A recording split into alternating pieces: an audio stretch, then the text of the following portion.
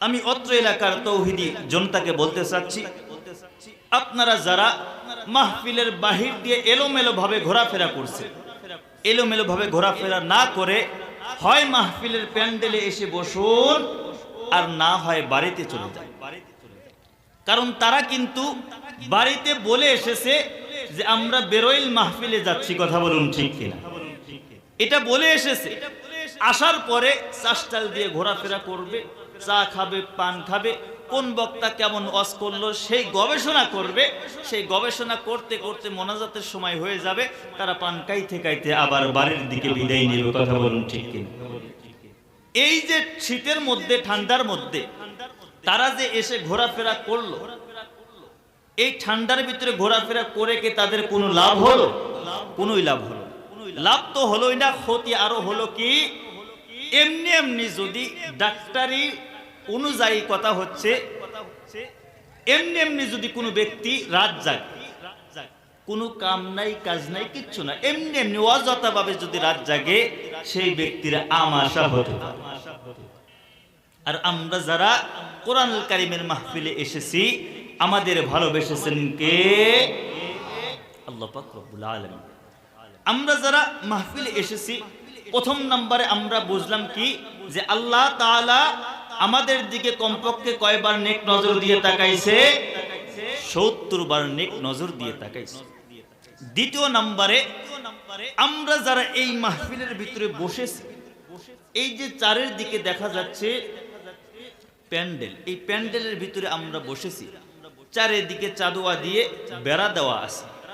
আসলে কি এই চাঁদোয়ার বেড়া আমাদেরকে বেষ্টন করে রেখেছে? চাঁদোয়ার বেড়া নয়। আল্লাহ তাআলা ফেরেশতাদেরকে ডাক দিয়ে বলতেছিলেন, ওগো ফেরেশতারা, তোমরা যাও, ওই যে দেখো বেরোইল প্রাইমারি স্কুল মাঠে কোরআনুল কারীমের মাহফিল হচ্ছে, তোমরা ওখানে চলে যাও। যে মানুষগুলো বসে আছে, ওই মানুষগুলোর চারদিক দিয়ে তোমরা বেষ্টন দিয়ে দাঁড়িয়ে যাও, আর তোমরা তাদের জন্য মাগফিরাতের দোয়া করতে থাকো। সেই জন্য আমরা যারা মাহফিলে আসতে পেরেছি, বসতে পেরেছি, আমরা খুশি না বেজার? খুশি যদি হই তাহলে আওয়াজ ধীরে হবে না জোরে হবে? অবশ্যই জোরে হবে, যেহেতু আমি এলাকারই মানুষ, আর এই গ্রামের মসজিদেরই ইমাম। ইমাম মানে এই গ্রামেরই আমি একজন বাসিন্দা। সেজন্য আমি আপনাদেরকে বেশি সময় কষ্ট দেব না। প্রধান বক্তা ইনশাআল্লাহ চলে এসেছে, খাওয়া দাওয়া করবে, যথা টাইমে মাহফিলের প্যান্ডেলে এসে উপস্থিত হবে ইনশাআল্লাহ। ওমা তাওফীক ইল্লা বিল্লাহ। আর এতক্ষণ সময় প্রধান বক্তা যতক্ষণ পর্যন্ত উপস্থিত না হয়, ততক্ষণ পর্যন্ত যদি একটু আপনাদেরকে কষ্ট দেই, আপনারা আমার সামনে বসে থাকতে রাজি আছেন তো ইনশাআল্লাহ? আলহামদুলিল্লাহ। তো যাই হোক, আলহামদুলিল্লাহ। আপনারা একটু কথার উত্তর দেন তো, আমরা যে দুনিয়ার ভিতরে এসেছি, আমরা কি এমনি এমনি দুনিয়ার ভিতরে এসেছি?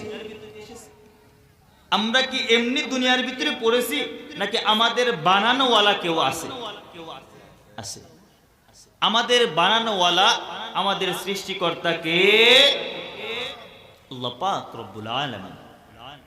আসলে আপনারা একটু নিজের বিবেক দিয়ে প্রশ্ন করেন তো, এই মোবাইলটা যে বানাইছে, এই মোবাইলটা যে বানাইছে, ওই ব্যক্তি কিন্তু এই মোবাইল চালানোর একটা নিয়মও দিয়ে দিয়েছে। তার নিয়ম অনুযায়ী যদি আমি না চালাই, আমি যদি আমার মন গড়া চালাইতে চাই, তাহলে কি এই মোবাইল ফোনটা চলবে? চলবে না। কিন্তু সেই জন্য আমাদেরকেও তো একজন সৃষ্টি করেছে, আমাদেরও চলার নিয়ম আছে না নাই?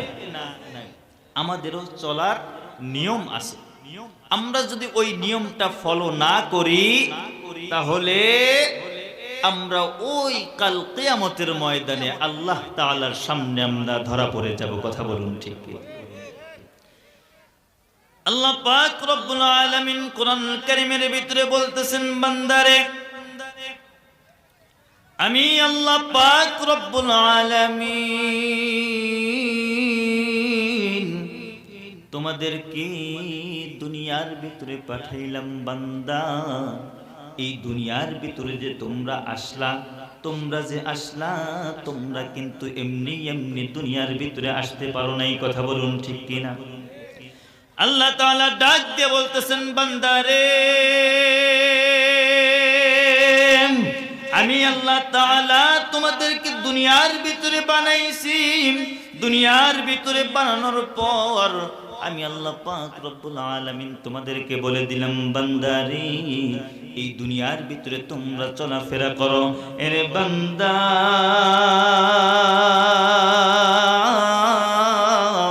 এই দুনিয়ার ভিতরে তোমরা চলাফেরা করো, কিন্তু চলাফেরা করবা তোমরা কিভাবে? আমি আল্লাহ তাআলা সে কথাটাও বলে দিলাম, ফাইম্মা ইয়াতিয়ান্নাকুম মিন্নি হুদা ফামান তাবিআ হুদায়া ফালা খাউফুন আলাইহিম ওয়ালা হুম ইয়াহজানুন।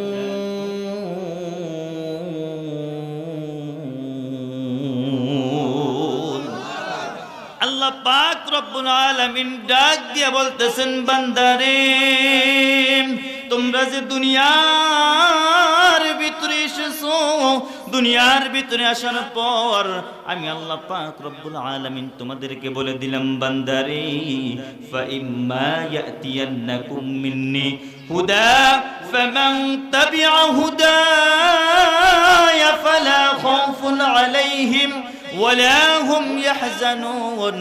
এরে বান্দা তোমরা দুনিয়ার ভিতরে আসার পর আমি আল্লাহ তাআলা তোমাদেরকে বলে দিলাম, বান্দারে তোমরা যারা দুনিয়ার ভিতরে এসেছো, দুনিয়ার ভিতরে আসার পরে তোমরা যে যাই করো না কেন আমি আল্লাহ পাক রব্বুল আলামিন তোমাদেরকে বলে দিলাম, বান্দারে তোমরা যারা দুনিয়ার ভিতরে এসেছো, দুনিয়ার ভিতরে আসার পর আমি আল্লাহ তাআলা তোমাদেরকে একটা গাইড দান করে দিলাম, একটা সীমারেখা দান করে দিলাম। আমি আল্লাহ পাক রব্বুল আলামিন তোমাদের জীবন বিধান অনুযায়ী আমি আল্লাহ পাক রব্বুল আলামিন একটা কোরআন কারীম দান করে দিলাম। ওই কোরআন কারীমটা যদি কোনো ব্যক্তি মেনে দুনিয়ার ভিতরে চলাফেরা করতে পারো, আমি আল্লাহ পাক রব্বুল আলামিন তোমাদেরকে কিয়ামতের দিন কোনো হিসাব নেব না। আমি আল্লাহ পাক রব্বুল আলামিন বিনা হিসাবে জান্নাতের মেহমান বানিয়ে দিব। আল্লাহ পাক রব্বুল আলামিন কি বলতেছেন? তোমরা যারা দুনিয়ার ভিতরে চলাফেরা করো, চলাফেরা করতে করতে তোমরা যারা কোরআনুল কারীমটা জীবনের সঙ্গে সেটিং করবা, ফিটিং করবা, এই কোরআনুল কারীম দ্বারা তোমরা জীবনটা চালাইবা, কিয়ামতের দিন তাদের হিসাব নেব না। আমি আল্লাহ পাক রব্বুল আলামিন বিনা হিসাবে জান্নাতের মেহমান বানিয়ে দেব। তাহলে যে আল্লাহ তাআলা আমাদেরকে কোরআনুল কারীমটা মানতে বললেন, জীবনের সঙ্গে মিলাইতে বললেন, ওই কোরআনুল কারীম কি আমরা পড়তে জানি? পড়তে জানি?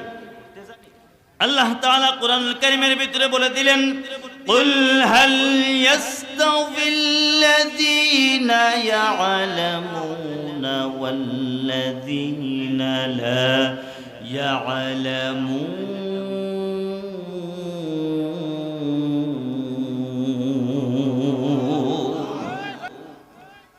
এখন যদি এখানে বলা হয় যে তুমি একটু বলো তো আল্লাহু আকবার, অনেকেই বলবেন আল্লাহু আকবার।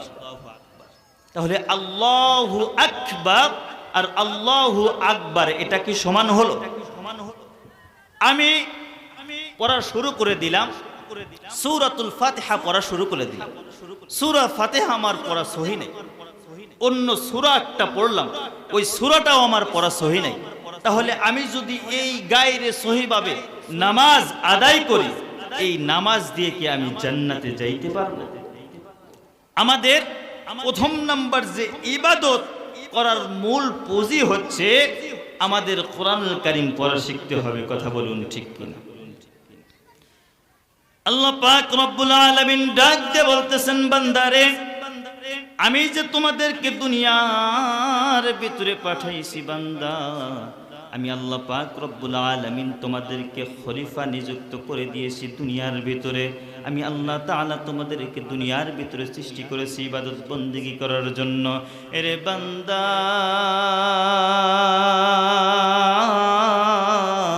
তোমরা যারা দুনিয়ার ভিতরে আসার পর আমি আল্লাহ পাক রব্বুল আলামিনের ইবাদত বন্দেগী করতেছো না, এরে বান্দা আমি আল্লাহ পাক রব্বুল আলামিন কিন্তু তোমাদেরকে বারবার ডাক দিয়ে বলতেছি, বান্দারে আমি কিন্তু তোমাদেরকে দুনিয়ার ভিতরে পাঠাইছি ইবাদত বন্দেগী করার জন্য।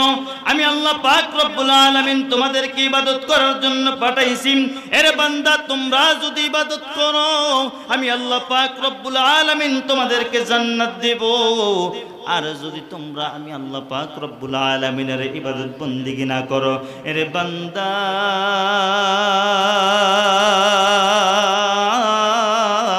আমি আল্লাহ তাআলা তোমাদের জন্য জাহান্নাম কিন্তু রিজার্ভ করে রেখে দিয়েছি।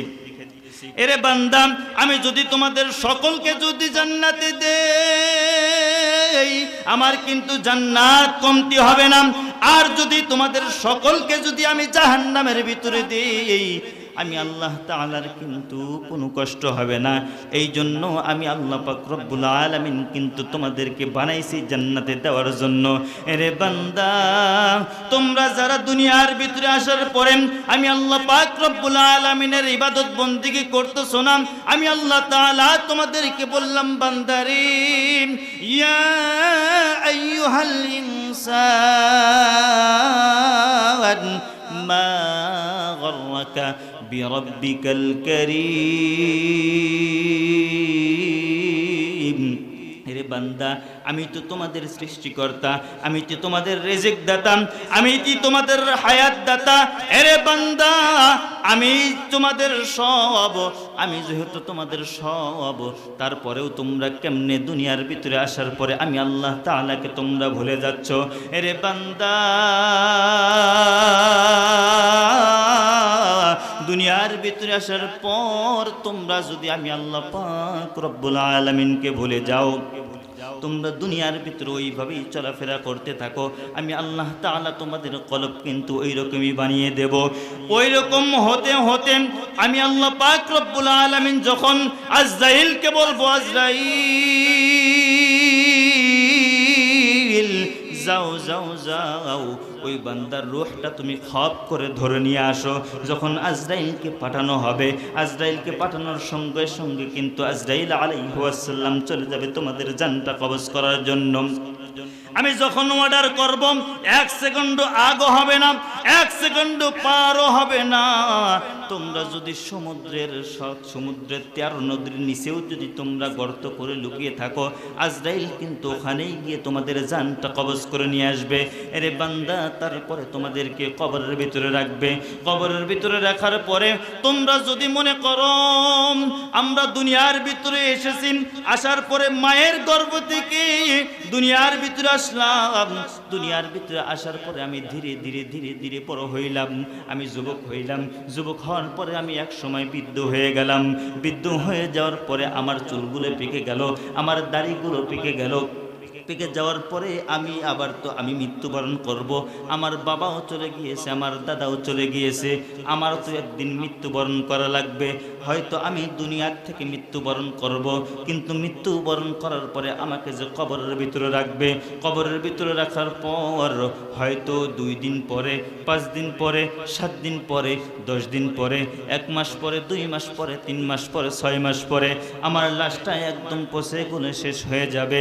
লাশটা যখন পচে গলে শেষ হয়ে যাবে আমার জীবনটা এখানেই শেষ। কিন্তু আল্লাহ পাক রব্বুল আলামিন ডাক দিয়ে বলতেছেন, বান্দারি তোমরা যে কবরের ভিতরে যাইবা তোমাদের লাশটা গলে পচে একদম শেষ হয়ে যাবে। তোমরা এটা মনে করতে পারো তোমাদের লাশটা এখানেই শেষ হয়ে যাবে, পচে গলে শেষ হয়ে যাবে, তোমাদের জীবনটা এখানেই শেষ। কিন্তু না রে বান্দা, না, আমি আল্লাহ পাক রব্বুল আলামিন আবার আমি আল্লাহ পাক রব্বুল আলামিনের সামনে তোমাদেরকে দণ্ডায়মান করব। আল্লাহ পাক রব্বুল আলামিন কোরআনুল কারীমের ভিতরে বলে দিলেন, ওয়াত্তাকু ইয়াওমান তুরজাউনা ফীহি ইলাল্লাহ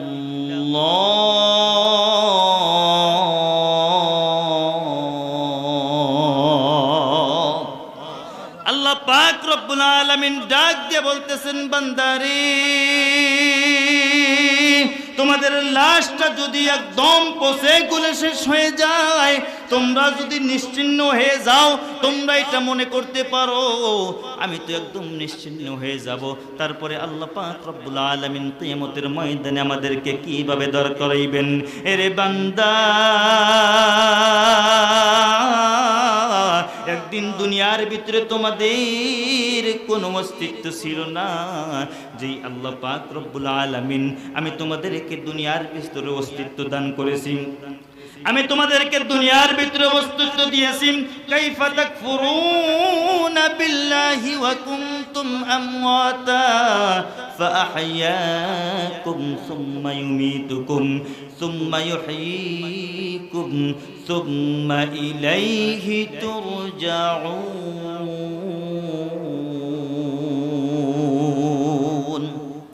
আল্লাহ পাক ডাক দিয়ে বলতেছেন বান্দারে তোমাদের দুনিয়ার ভিতরে কিন্তু একদিন কোনো অস্তিত্ব ছিল না, আমি আল্লাহ পাক রব্বুল আলামিন তোমাদেরকে দুনিয়ার ভিতরে অস্তিত্ব দান করেছি।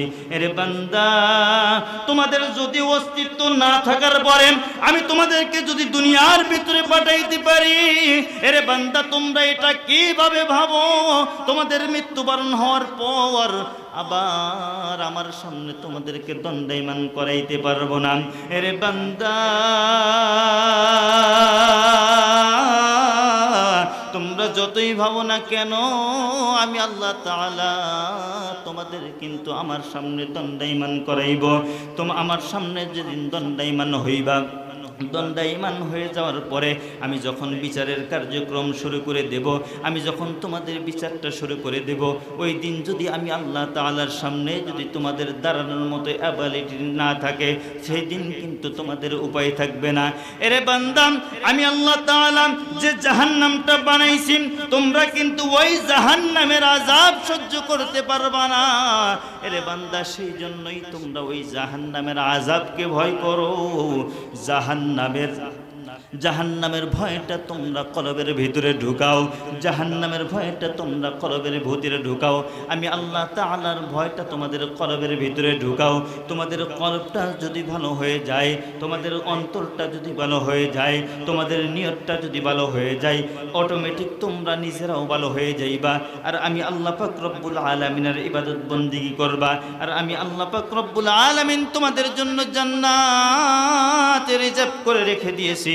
এরে বান্দা তোমাদেরকে যদি আমি জাহান্নামে দেই, জাহান্নামে দেওয়ার পরে কিন্তু তোমরা এক সেকেন্ডও জাহান্নামে থাকতে পারবা না। কথা বলুন ঠিক কিনা?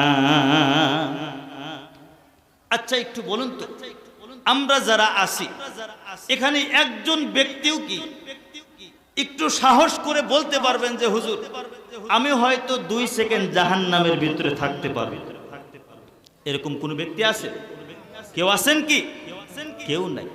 2 সেকেন্ড আমরা থাকার সাহস পাই না, অথচ আমরা দুনিয়ার ভিতরে আসার পরে আল্লাহ তাআলার ইবাদত বন্দেগী করা আমরা ভুলে গেছি। কথা বলুন ঠিক কিনা? কারণ আমরা যারা ইবাদত যে করব, ইবাদতের মূল পুঁজি, প্রথম নাম্বার পুঁজি হচ্ছে আমাদের কোরআন পড়া সহি করতে হবে। এই কোরআন পড়াটা কয়জনের সহি আছে এটা কি বলতে পারবে? না। কেউ যদি বলে, হয়তো আপনারা বলতে পারেন যে হুজুর আমার তো 20 বছর অতিবাহিত হয়ে গিয়েছে, আমার 30 বছর হয়ে গিয়েছে, আমার বয়স তো এখন 50 বছর হয়ে গিয়েছে, এই বয়সে আমরা কিভাবে কোরআন শিখব? কিভাবে কোরআন শিখব? কিভাবে নামাজ শিখব? আমার সমাজের ভিতরে এমনও মানুষ দেখা যায়, আমার জীবনের শুরু থেকে আমার জ্ঞান হওয়ার পর থেকে এমনও মুরব্বীদেরকে আমি দেখতেছি যে শেষ রাত্রিতে যখন মুয়াজ্জিন সাহেব আজান দেয় ওরকম সময় অথবা তার আগ মুহূর্তে থেকে ওই রাস্তা দিয়ে যায় আর ডাক দেয় যে আর কি চাও, তাড়াতাড়ি তোমরা বাড়ির মানুষগুলো আসসালাতু খায়রুম মিনান নাওম, ঘুম থেকে নামাজ উত্তম, আর ঘুমিয়ে থেকো না, তাড়াতাড়ি মসজিদে নামাজ পড়ার জন্য হাজির হও। কথা বলুন ঠিক কিনা? হয়তো এখন এরকম মুরব্বী পাওয়া যায় না, কিন্তু আগে পাওয়া যায়, আগে পাওয়া যায় তো আমি দেখেছি। কিন্তু ওই রকম মুরব্বী হওয়ার পরেও ওই মুরব্বীকে যদি জিজ্ঞাসা করা হয় বাজান আপনি একটু তাশাহুদটা বলুন তো, সে ব্যক্তিটা বলতে পারে না। তাহলে আমরা যে ইবাদত বন্দিগি করতেছি, আমাদের যদি সহি না থাকে, আমাদের সেই ইবাদত বন্দিগিগুলোর উপায় কি হচ্ছে? আমি আল্লাহ তাআলা তোমাদেরকে দুনিয়ার ভিতরে সৃষ্টি করেছিলাম, তোমাদের হায়াত দিয়ে দিয়েছিলাম, তোমাদের রিজিক দিয়ে দিয়েছিলাম, তোমাদের শরীরের ক্ষমতা দিয়ে দিয়েছিলাম, তোমাদের ভিতরে যৌবন দান করেছিলাম, তারপরে তোমাদেরকে ধন সম্পত্তি দিয়েছিলাম। এত কিছু আমি আল্লাহ পাক দেওয়ার পরে তোমরা দুনিয়ার ভিতরে যাওয়ার পরে বাংলা শিখতে পারলা, তোমরা ইংরেজি শিখতে পারলা, অঙ্ক শিখতে পারলা, অন্য অন্য ভাষাগুলো শিখতে পারলা। আমি আল্লাহ তাআলার যে মনোনীত ভাষা আরবি, সেই আরবিটা তোমরা শিখতে পারলা না। আমি আল্লাহ পাক রব্বুল আলামিনের যে কালাম, এই কোরআনুল কারীমটা পড়া তোমরা শিখতে পারলা না। তোমরা যে ভাষা দিয়ে ইবাদত করবা, ওই ভাষাটা তোমরা শিখতে পারলা না। সেই দিন আল্লাহ তাআলার কাছে আমরা কি জবাব দেব?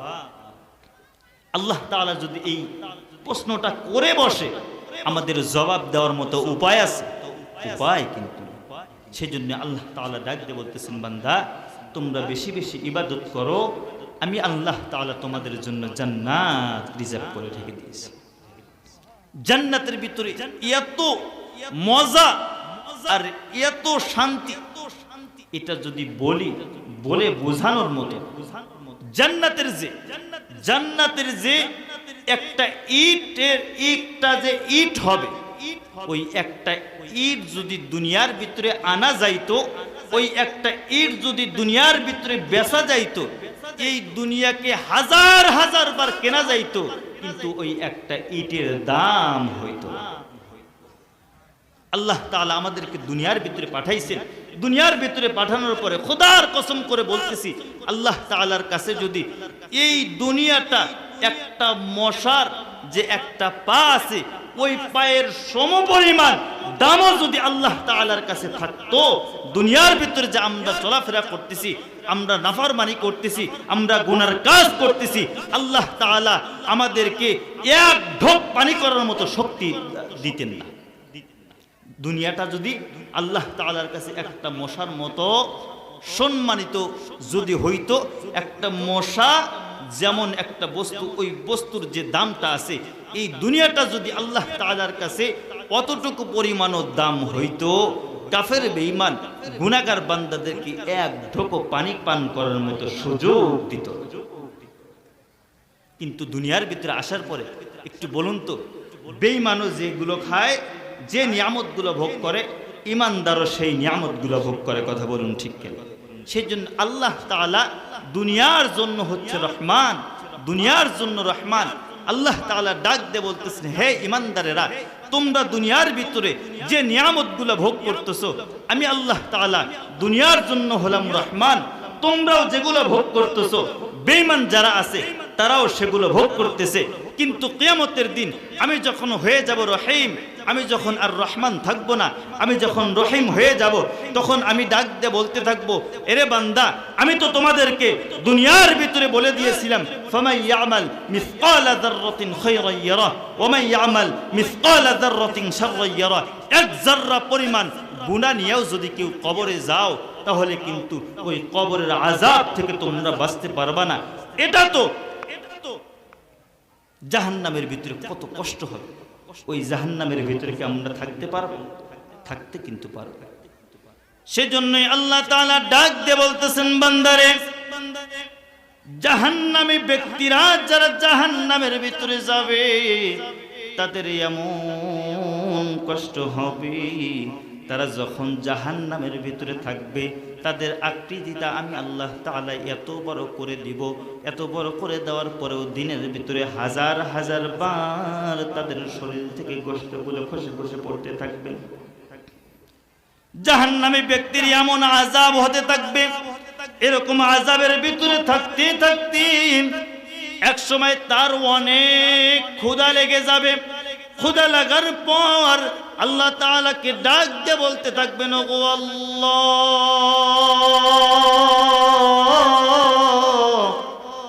এই যে জাহান্নামের ভিতরে এত কষ্টের মধ্যে আমি আছি, ওগো আল্লাহ, এই কষ্ট তো আমি সহ্য করতে পারতেছি না, আমি সহ্য করতে পারতেছি না।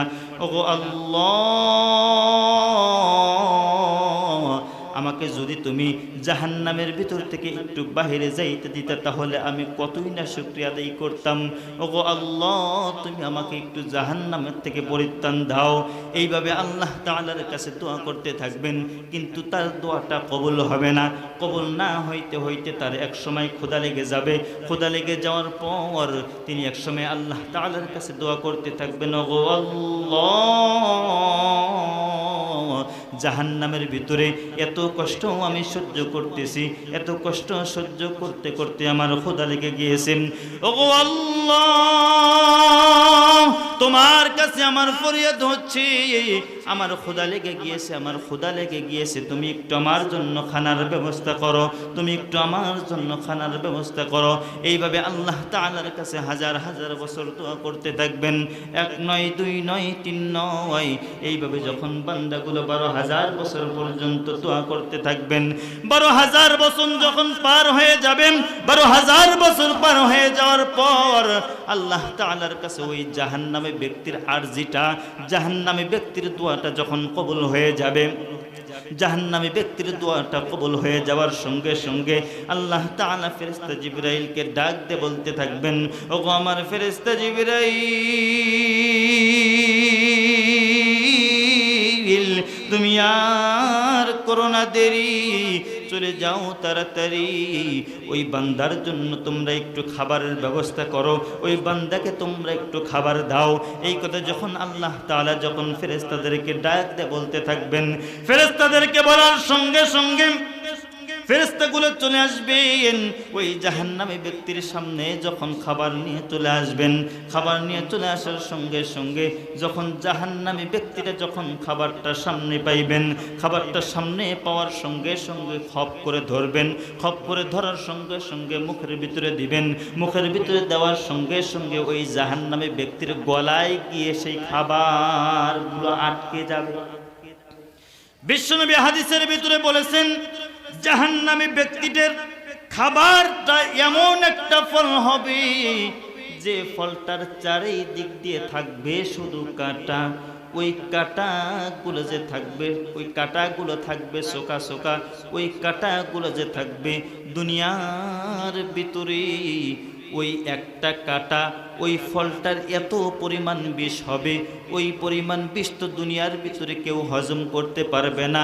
ওই পুরা যে একটা ফল থাকবে, ওই ফলগুলোর ভিতরে যেগুলো কাঁটা থাকবে, ওই কাঁটাগুলোর ভিতর থেকে যদি একটা কাঁটাও উঠানো হয়, ওই একটা কাঁটা উঠানোর পরে ওই একটা কাঁটা যদি পৃথিবীর ভিতরে ছেড়ে দেওয়া হয়, পৃথিবীর ভিতরে ছেড়ে দেওয়ার সঙ্গে সঙ্গে ওই কাঁটার এত বিষাক্ত হবে, ওই কাঁটা থেকে এত দুর্গন্ধ বের হতে থাকবে। দুর্গন্ধ বের হওয়ার কারণেই পৃথিবীর ভিতরে যদি এত মানুষ যে আমরা বসবাস করতেছি, বিশ্বনবী হাদিসের ভিতরে এইভাবে বলেছেন, ওই কাঁটার এত দুর্গন্ধ হবে, ওই কাঁটা একটা কাঁটার এত পরিমাণ বিষ হবে, ওই বিষটা যদি দুনিয়ার ভিতরে ছেড়ে দেওয়া হইতো, ছেড়ে দেওয়ার সঙ্গে সঙ্গে পৃথিবীর ভিতরে যত মানুষ ছিল ওই মানুষগুলো ওই বিষের কারণেই মৃত্যুবরণ করত। জাহান্নামী ব্যক্তিগুলোর খাবার হবে এমন একটা ফল, যেই ফলের চারিদিক দিয়ে থাকবে কি কাঁটা। ওই কাঁটার ভিতর থেকে একটা কাঁটার বিষ যদি দুনিয়ার ভিতরে ছেড়ে দেওয়া হইতো, ছেড়ে দেওয়ার সঙ্গে সঙ্গে পৃথিবীর ভিতরে যদি ওই সময় কোনো ব্যক্তি থাকতো, বা পৃথিবীর ভিতরে আমরা এত মানুষ আছি, ওই কাঁটার যদি এক ফোঁটা পরিমাণ বিষ দুনিয়ার ভিতরে ছেড়ে দেওয়া হয়, ছেড়ে দেওয়ার সঙ্গে সঙ্গে পৃথিবীর ভিতরে যত মানুষ আছে কয়েক সেকেন্ডের ভিতরে ওই বিষের দুর্গন্ধে পুরা পৃথিবীর মানুষগুলোই মৃত্যুবরণ করবে। তাহলে জাহান্নামী ব্যক্তি খাবারটা এমন বিষাক্ত খাবার, বিষাক্ত খাবার যখন জাহান্নামী ব্যক্তিটা মুখের ভিতরে দিবেন, মুখের ভিতরে দেওয়ার সঙ্গে সঙ্গে গলার ভিতরে আটকে যাবে। আচ্ছা, একটু আমরা যারা দুনিয়ার ভিতরে যখন খাবার খাই, খাবার খাইতে খাইতে যখন আমাদের খাবারগুলো গলায় আটকে যায় কি যায় না? গলায় আটকে যাওয়ার পরে আমাদের কষ্ট লাগে কেমন? আগে যদি ক্ষুধা অবস্থায়ও থাকি ওই কষ্ট আর গলায় ভাত আটকে গিয়েছে, ওই কষ্ট কি এক হবে? এক না। কিন্তু গলায় আটকার সঙ্গে সঙ্গে আমরা একদম পাগল পারা হয়ে যাব, আমরা একদম কাতর হয়ে যাব। জাহান্নামী ব্যক্তিরা জাহান্নামের ভিতরে এক কষ্ট, তারপরে তাদের পেটের ভিতরে ক্ষুধা, পেটের ভিতরে ক্ষুধা থাকার পরে আল্লাহ তাআলার কাছে দোয়া করার পরে 12,000 বছর পর্যন্ত দোয়া করার পরে আল্লাহ তাআলার দরবারে দোয়াটা কবুল হয়েছে। কবুল হওয়ার সঙ্গে সঙ্গে যে খাবারটা দিয়েছে, খাবারটা দেওয়ার সঙ্গে সঙ্গে ওই বান্দার গলার ভিতরে আটকে গিয়েছে। তাহলে ওই জাহান্নামী ব্যক্তিটার আযাব বেড়েছে নাকি কমেছে? বেড়েছে। বাড়ার পরে ওই জাহান্নামী ফলটার এত বিষ, বিষের চেতনায় ওই বান্দা একদম ছটফট করতে থাকবেন, ছটফট করতে থাকবেন আর আল্লাহ তাআলার কাছে দোয়া করতে থাকবেন, ওগো আল্লাহ, ওগো আল্লাহ, আমি তো এই যে জাহান্নামের ভিতরে আমি তো সহ্য করতে পারতেছি না, ওগো আল্লাহ, তুমি যদি একটু আমাদেরকে জাহান্নাম থেকে বাহির করে দিতা তাহলে আমরা কতই না খুশি হতাম, কতই না দোয়া করতাম। আর আল্লাহ তাআলার কাছে ওই দিন দোয়া করতে থাকবেন, ওগো আল্লাহ, এই জাহান্নামের কষ্ট আমি আর সহ্য করতে পারতেছি না, তুমি যদি আমাকে আবার যদি দুনিয়ার ভিতরে পাঠাইতা আমি হয়তো আর গুনার কাজ করতাম না, আমি শুধু ইবাদত করতাম, আমি বন্দেগী করতাম, আমি তোমার দাসত্ব করতাম। ওগো আল্লাহ, তোমার কাছে আমাদের ফরিয়াদ হচ্ছে, আমাদেরকে আবার তুমি দুনিয়ার ভিতরে পাঠিয়ে দাও। আল্লাহ তাআলার কাছে যদি ওই দোয়াটা জাহান্নামী ব্যক্তি করে, সেই দিন কি আল্লাহ তাআলার কাছে সেই দোয়াটা কবুল হবে? কবুল কিন্তু হবে। আল্লাহ তাআলার কাছে ওই জাহান্নামী ব্যক্তিটা দোয়া করতে থাকবেন, ওগো আল্লাহ, দুনিয়ার ভিতরে আমরা যখন খাবার খাইতাম, খাবার যদি গলে আটকে যাইতো তাহলে আমরা পানি পান করতাম, পানি পান করার পরেই আমাদের গলা থেকে সেইগুলো খাবারগুলো পেটের ভিতরে চলে যাইতো। ওগো আল্লাহ, জাহান্নামের ভিতরে এক কষ্ট, তারপরে আমাদের ক্ষুধা লেগেছে, ক্ষুধার আর এক কষ্ট, তারপরে এই জাহান্নামী ফলটা আমাদের গলার ভিতরে আটকে গিয়েছে, আর এক কষ্ট। ওগো আল্লাহ,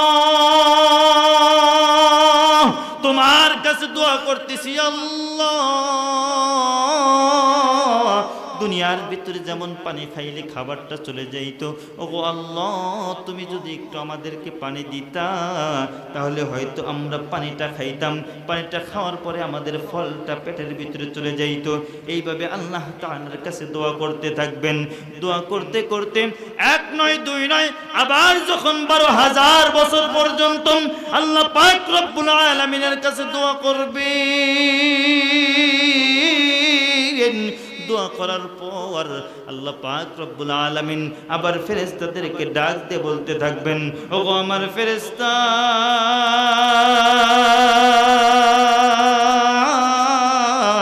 যাও যাও যাও, তোমরা জাহান্নামের ভিতরে চলে যাও। ওই বান্দাকে যে 12,000 বছর আগে যে তোমরা খাবার দিয়ে এসেছিলা, খাবার দিয়ে আসার সঙ্গে সঙ্গে ওই বান্দা যে খাবারটা খাইছে, বান্দাটা খাবারটা খাওয়ার সঙ্গে সঙ্গে বান্দার গলার ভিতরে খাবারটা আটকে গিয়েছেন। ওগো ফেরেশতারা, তোমরা যাও, ওই বান্দার জন্য তোমরা পানি নিয়ে যাও।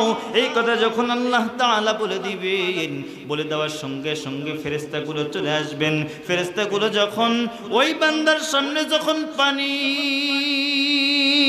পিয়ালা নিয়ে আসবেন, পানির পিয়ালা আনার সঙ্গে সঙ্গেই ওই বান্দা যখন দেখবেন ফেরেশতার হাতে পানির পিয়ালা, পানির পিয়ালা দেখার সঙ্গে সঙ্গে ওই বান্দাটা খপ করে ওই ফেরেশতার হাত থেকে পানির পিয়ালাটা নিয়ে নেবেন। পানির পিয়ালাটা নেওয়ার সঙ্গে সঙ্গে বিশ্বনবী হাদিসের ভিতরে এভাবে বলেছেন, পানির পিয়ালাটা নেওয়ার সঙ্গে সঙ্গে যখন গলার ভিতরে ঢেলে দিবেন, গলার ভিতরে ঢেলে দেওয়ার সঙ্গে সঙ্গে একদম গলা থেকে শুরু করে একদম বডি পর্যন্ত ঝাঁঝরা হয়ে যাবে। ওই পানিটা এত পরিমাণ দুর্গন্ধ থাকবে, এত পরিমাণ গরম থাকবে, ওই গরম থাকার কারণে ওই বান্দা যখন গলার ভিতরে ঢালবেন, গলার ভিতরে ঢালার সঙ্গে সঙ্গে ওই বান্দার নিচ পর্যন্ত একদম ঝাঁঝরা হয়ে যায়। তাহলে জাহান্নামের ভিতরে এত কষ্ট, এই কষ্টগুলোকে আমরা জাহান্নামের ভিতরে সহ্য করতে পারব?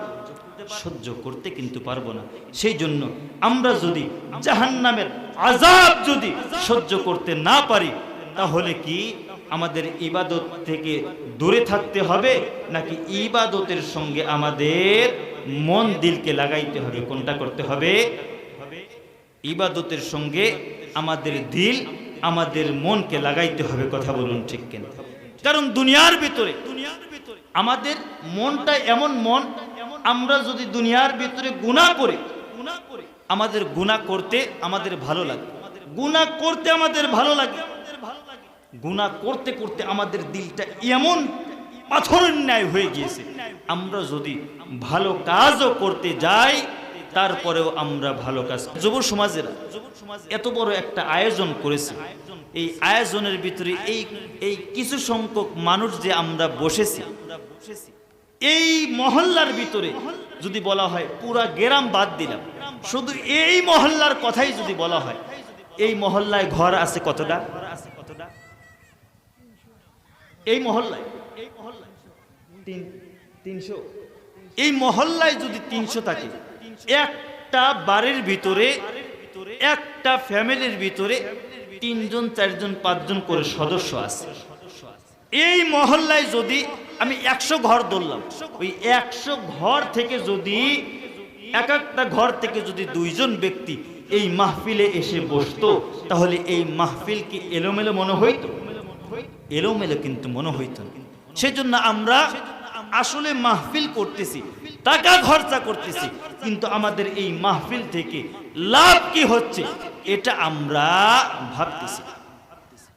কারণ যদি মুয়াজ্জিন সাহেবকে যদি বলা হয় যে অন্য দিনে ফজরের নামাজে মসজিদে কয়জন মুসল্লি হয়, মুয়াজ্জিন সাহেব যদি বলে যে হয়তো 10 জন 15 জন মুসল্লি হয়, আর কালকে মাহফিল গেছে, আমার মনে হয়, আমি কিন্তু একটা জেনে বলতেছি না, আমার মনে হয় যদি আজকে জিজ্ঞাসা করা হয় যে কালকে ফজর নামাজে কয়জন ব্যক্তি হয়েছিল, হয়তো বলবে 10 জন।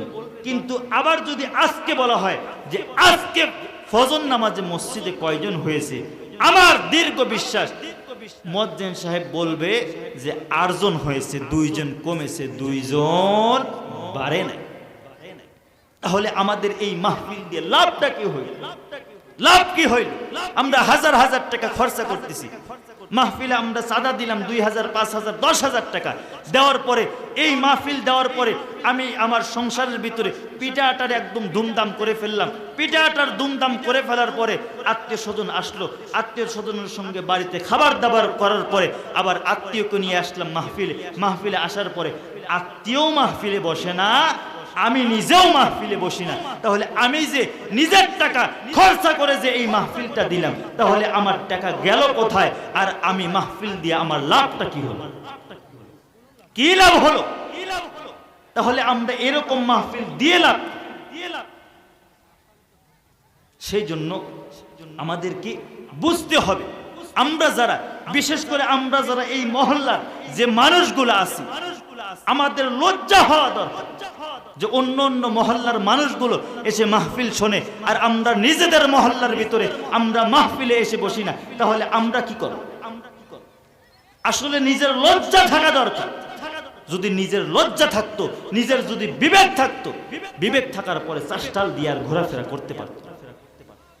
কারণ অন্য ঢাকা থেকে বক্তা নিয়ে আসা হচ্ছে, ঢাকা থেকে বক্তা আনা হচ্ছে, বগুড়া থেকে বক্তা আনা হচ্ছে, এই হাজার হাজার টাকা খরচা করে যে আমরা বক্তা আনতেছি, বক্তার সামনে যদি আমরা শ্রোতাগুলোও যদি না বসি, ওই বক্তার আলোচনা যদি ভালো না হয়, আমরা আলোচনা শেষ হওয়ার আগে থেকেই শুরু করবো না, বক্তার ওয়াজ হয় না, বক্তার ওয়াজ হয় না, বক্তাকে আনছি টাকা দিয়ে, সে ওয়াজ করতে পারলো না।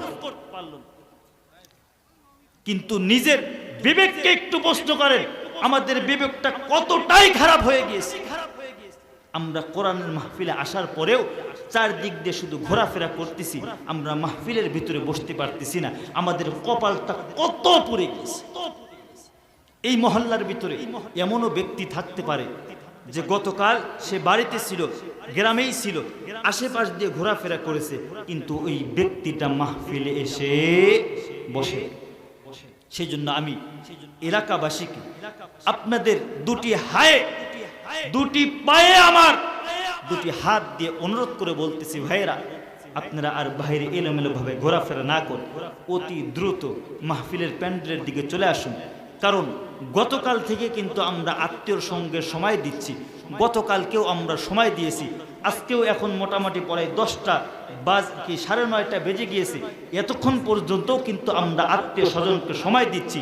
আমরা এখন যদি কোরআনের মাহফিলে না আসতে পারি, খোদার কসম করে বলছি এই মাহফিলটাই আপনার জীবনের কাল হয়ে দাঁড়াবে, আপনার জীবনের কাল হয়ে দাঁড়াবে।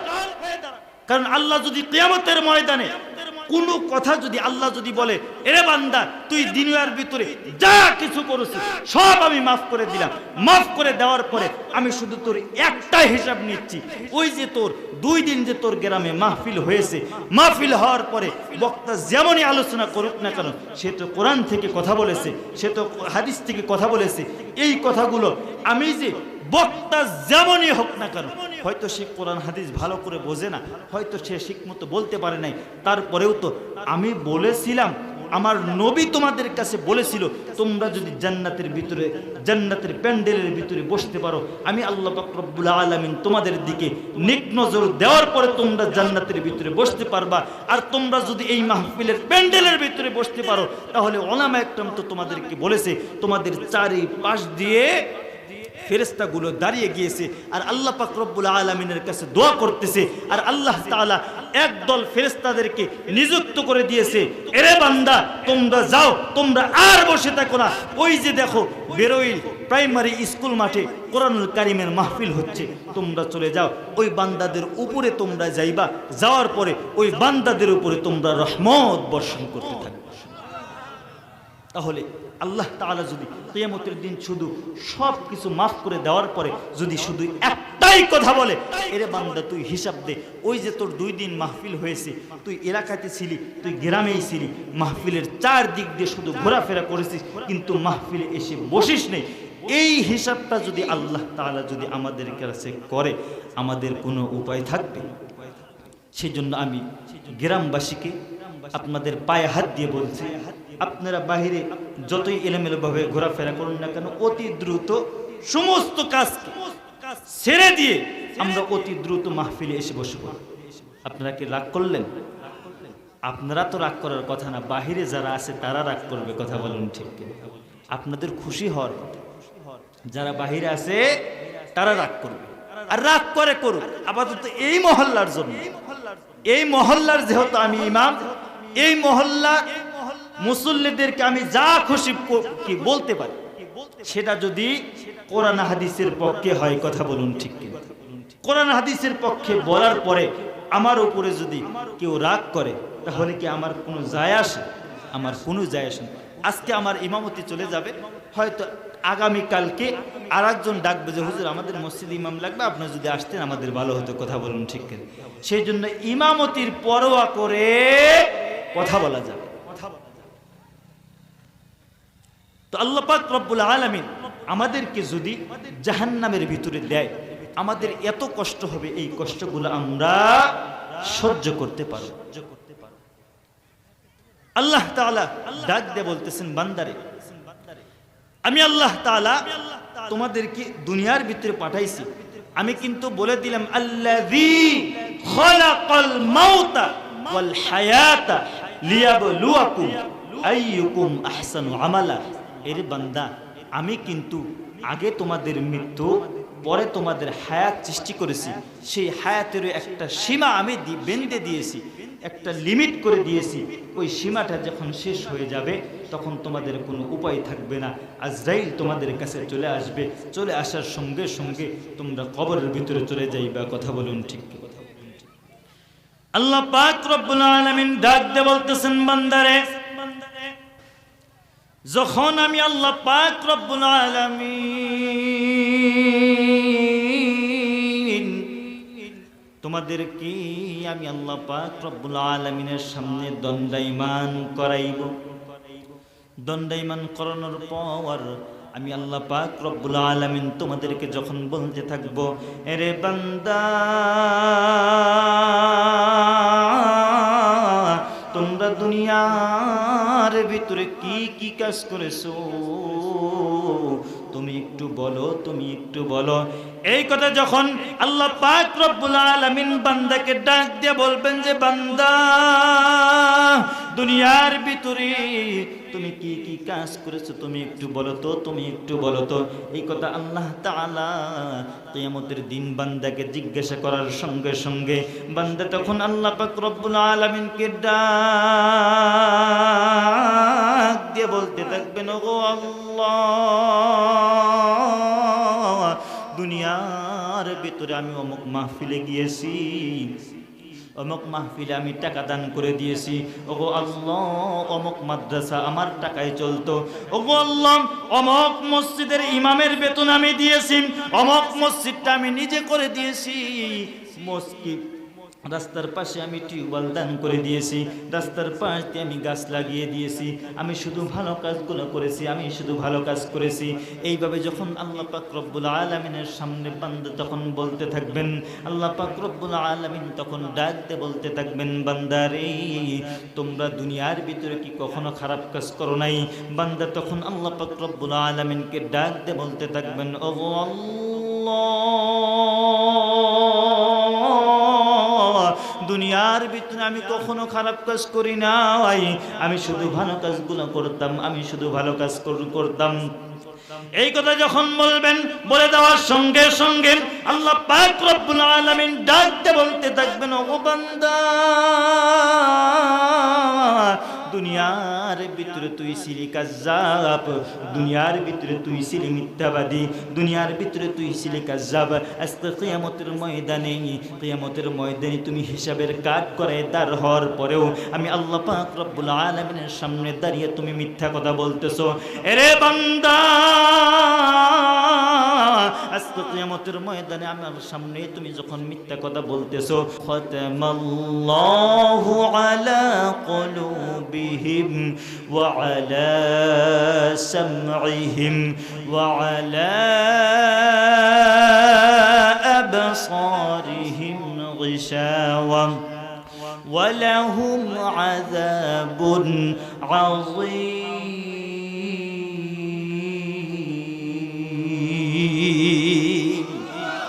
আল্লাহ পাক রব্বুল আলামিন ডাক দিয়ে বলতে থাকবেন, বান্দারে দুনিয়ার ভিতরে তুই ছিলি মিথ্যাবাদী, আজকে কিয়ামতের ময়দানে আমার সামনে দাঁড়িয়ে তুই মিথ্যা কথা বলতেছিস। আল্লাহ পাক রব্বুল আলামিন ফেরেশতাদেরকে ডাক দিয়ে বলতে থাকবেন, ওগো আমার ফেরেশতারা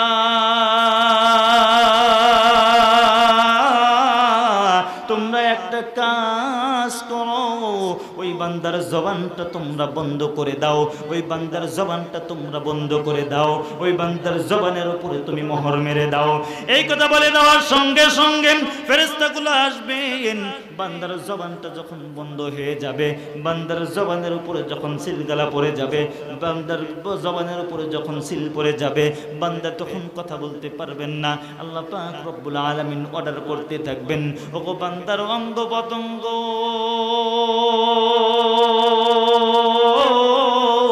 তোমরা সাক্ষ্য দিতে থাকো, তোমরা সাক্ষ্য দিতে থাকো। আল্লাহ পাক রব্বুল আলামিন কোরআন কারীমের ভিতরে বলেছেন, আল ইয়াউমা নাখতিমু আলা আফওয়াহিহিম ওয়া তুকাল্লিমুনা أيديهم وتشهد أرجلهم بما كانوا يكسبون।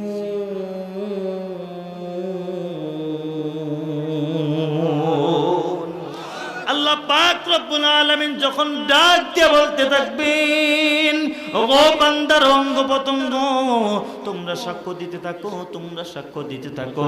বান্দার হাত যখন সাক্ষ্য দিতে থাকবেন, ওগো আল্লাহ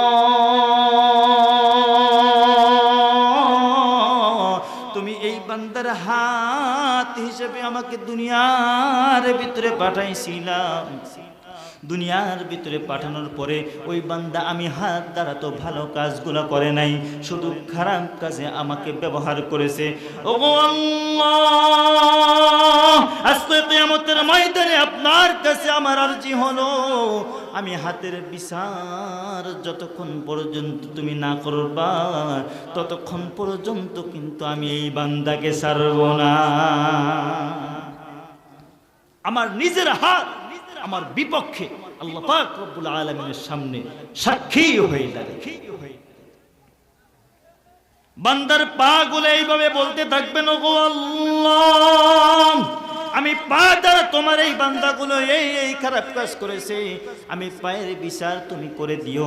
এইভাবে এক কথায় সমস্ত অঙ্গ প্রত্যঙ্গগুলো যখন সাক্ষ্য দিতে থাকবেন, সাক্ষ্য দেওয়ার পর আল্লাহ পাক রব্বুল আলামিন ডাক দিয়ে বলতে থাকবেন, ওগো ফেরেশতারা,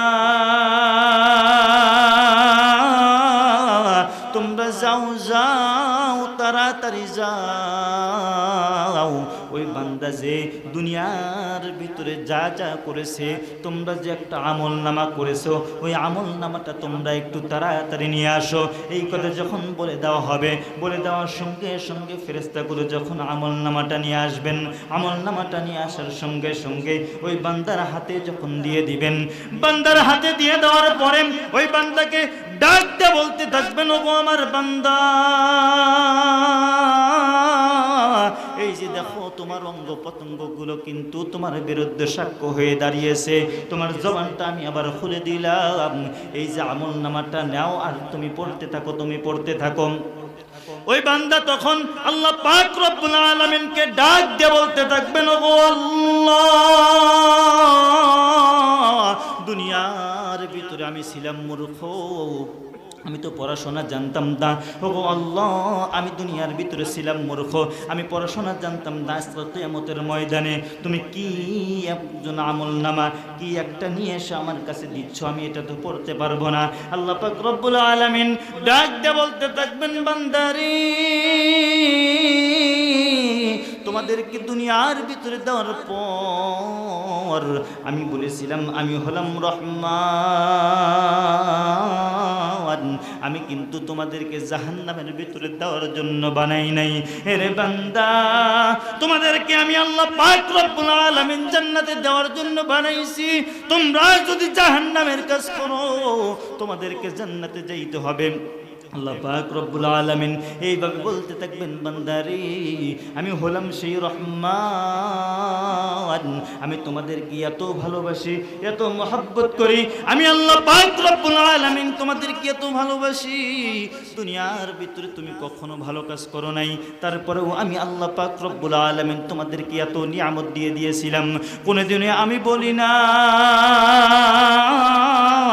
এরে বান্দা তোমরা গুনার কাজ করতেছো, আমি তোমাদেরকে এই নিয়ামত দেবো না, তোমাদেরকে এই নিয়ামত দেবো না। এই নিয়ামতটা তোমাদের কাছ থেকে ছিনিয়ে নিয়েছি। কোনোদিনও আমি দুনিয়ার ভিতরে তোমাদেরকে এই কথা বলি নাই।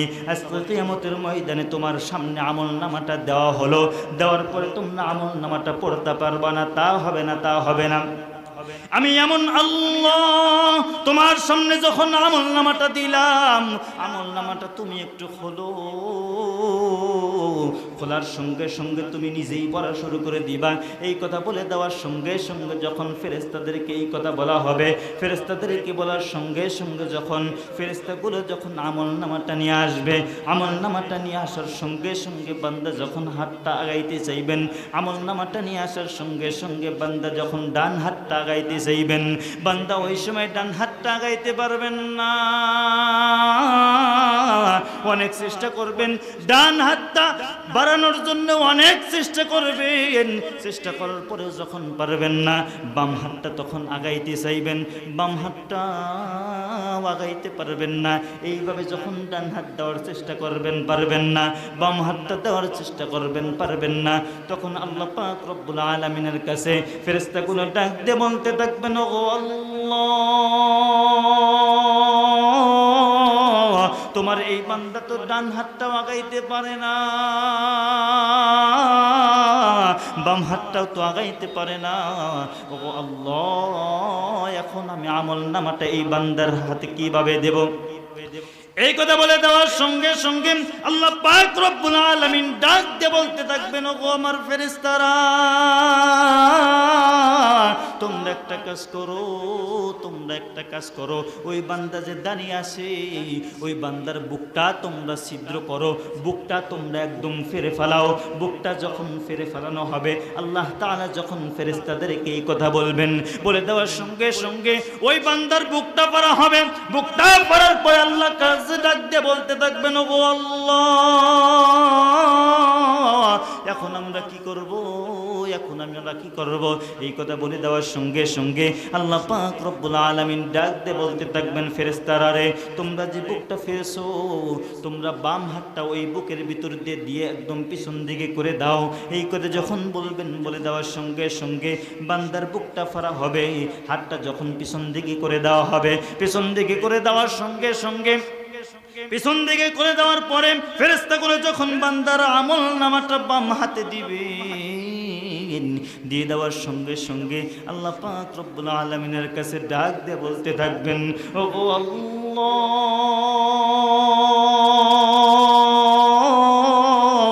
তুমি যে দিলা বাম হাতে আমল নামা, তারপরেও তুমি বুকটা ফেরে পিছন দিকে আমল নামাটা দিলা। ওগো আল্লাহ, আমাদের হাতটা তো পিছন দিকে, আমাদের আমল নামাটা তো পিছন দিকে, কিন্তু আমাদের মুখটা তো সামনের দিকে। এই কথা বলে দেওয়ার সঙ্গে সঙ্গে ফেরেশতারা ডাকতে বলতে থাকবেন, ওগো আল্লাহ, তোমার এই বান্দা তো এইগুলো বলতেছেন। আর আল্লাহ তাআলার কাছে ডাক দিয়ে বলে দেওয়ার সঙ্গে সঙ্গে আল্লাহ পাক রব্বুল আলামিন ডাক দিয়ে বলতে থাকবেন, ওগো ফেরেশতারা, তোমরা একটা কাজ করো, ওই বান্দার মুখটা যে আছে সামনের দিকে, ওই মুখটা তোমরা আর সামনের দিকে রেখো না, ওই বান্দার মুখটা তোমরা মটকায়া পিছন দিকে করে দাও। আল্লাহ পাক রব্বুল আলামিন ফেরেশতাদেরকে যখন এই কথাটা বলবেন, বলে দেওয়ার সঙ্গে সঙ্গে যখন ওই বান্দার গাটটা যখন মটকায় পিছন দিকে করে দেওয়া হবে, পিছন দিকে করে দেওয়ার সঙ্গে সঙ্গে আল্লাহ পাক রব্বুল আলামিন ডাক দিয়ে বলতে থাকবেন, বান্দারে, তুমি পড়ো, তোমার আমল নামাটা পড়ো, তোমার আমল নামাটা পড়ো। এই কথা বলার পর বান্দা যখন আমল নামাটা খুলবেন, খুলে দেওয়ার সঙ্গে সঙ্গে বান্দা যখন আমল নামাটা পড়বেন, কিছুক্ষণ পড়ার পর আল্লাহ পাক রব্বুল আলামিনকে ডাক দিয়ে বলতে থাকবেন, ওগো আল্লাহ,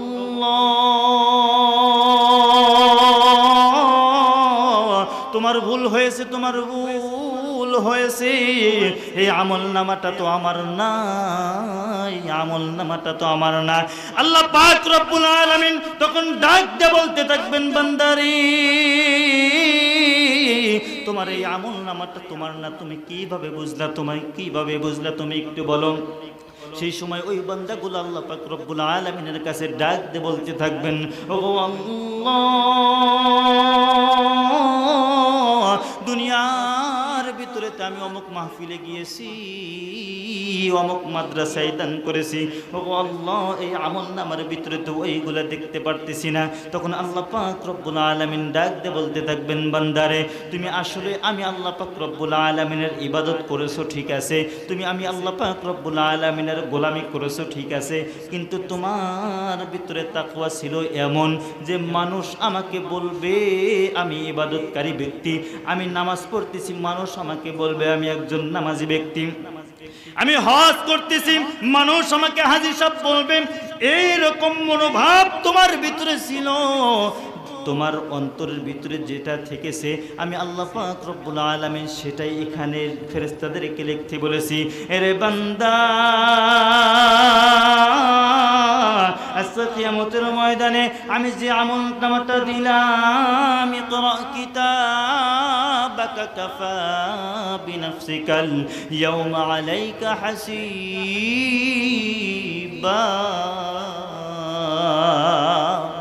আল্লাহ আল্লাহ পাক রব্বুল আলামিন ডাক দিয়ে বলতে থাকবেন, বান্দা তুমি নিজেই এই কিতাবটা পড়ো, তোমার এই আমলনামাটা পড়ো, আর তুমি নিজেই বুঝে নাও, তুমি নিজেই সিলেকশন করে নাও, তুমি জান্নাতি না জাহান্নামী। এই কথা বলে দেওয়ার সঙ্গে সঙ্গে বান্দা যখন আমলনামাটা পড়বেন, বান্দা আমলনামাটা পড়বেন আর ডাক দিয়ে বলতে থাকবেন, লা আদরি, আমি কিছুই জানি না, আমি কিছুই জানি না, আমি জাহান্নামে যাইতে পারবো না, আমি জাহান্নামে যাইতে পারবো না। এইভাবে আল্লাহ পাক রব্বুল আলামিনের কাছে দোয়া করতে থাকবেন, ওগো আল্লাহ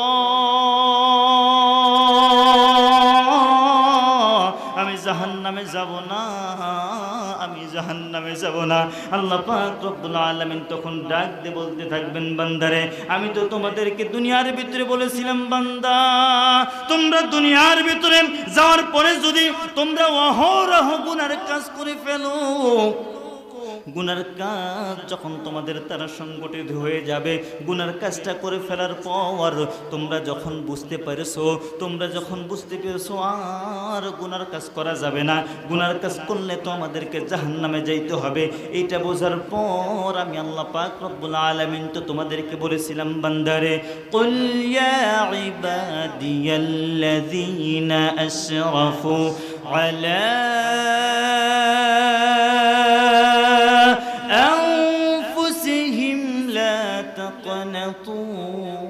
من رحمة الله আল্লাহ পাক রব্বুল আলামিন ডাক দিয়ে বলতেছেন, বান্দারে আমি তো তোমাদেরকে দুনিয়ার ভিতরে এই কথাটাও বলেছিলাম, বান্দা তোমরা 20 বছর তোমাদের জীবনে গুনার কাজটা করে ফেলেছো, তোমরা 20 বছর ইবাদত বন্দেগী করতে পারো নাই, শুধু গুনার কাজ করেছো, 30 বছর শুধু গুনার কাজ করেছো, 40 বছর শুধু গুনার কাজ করেছো, 50 বছর শুধু গুনার কাজ করেছো, 60 বছর শুধু গুনার কাজ করেছো। এই গুনার কাজগুলো করার পর, এত গুনাহ করার পর আমি আল্লাহ পাক রব্বুল আলামিন তোমাদেরকে এত ভালোবাসি, তোমাদেরকে এত মহব্বত করে তোমাদেরকে ডাক দিয়ে বলতেছি, বান্দারে তোমরা যতই গুনাহ করো না কেন, তোমাদের গুনার চাইতে কিন্তু আমি আল্লাহ পাক রব্বুল আলামিনের রহমত বেশি। রে বান্দা তোমরা আমি আল্লাহ পাক রব্বুল আলামিনের ওই রহমত থেকে নিরাশ হয়ে যেও না, আমি আল্লাহ পাক রব্বুল আলামিনের রহমত থেকে নিরাশ হয়ে যেও না। রে বান্দা আমি আল্লাহ পাক রব্বুল আলামিন তোমাদেরকে বলতেছি, বান্দারে তোমরা জীবনে যদি গুনার কাজটা তোমাদের দ্বারা যদি সংগঠিত হয়ে যায়, গুনার কাজ হয়ে যাওয়ার পরে তোমরা এটা কখনো মনে করবা না আল্লাহ পাক রব্বুল আলামিন হয়তো আমাদেরকে মাফ করবেন না। না রে বান্দা না, তোমরা আমি আল্লাহ পাক রব্বুল আলামিনের কাছে দোয়া করো, তোমরা আমি আল্লাহ পাক রব্বুল আলামিনের কাছে তোমাদের অন্তরটা, তোমাদের কলবটা ভালো করার পরে আমি আল্লাহ পাক রব্বুল আলামিনের কাছে দোয়া করো, ও আল্লাহ জীবনের ভিতরে আমার দ্বারা এই গুনাহটা সংগঠিত হয়ে গিয়েছি, ও আল্লাহ তোমার কাছে আমি এই গুনার জন্য মাফ চাইতেছি, তোমার কাছে আমি তওবা করতেছি, জীবনে আর বেঁচে থাকতে আর এই গুনার কাজটা করব না। এইভাবে যদি আমি আল্লাহ পাক রব্বুল আলামিনের কাছে দোয়া করতে পারো, আমি আল্লাহ পাক রব্বুল আলামিন তোমাদের জীবনের গুনাহ মাফ করে দিব।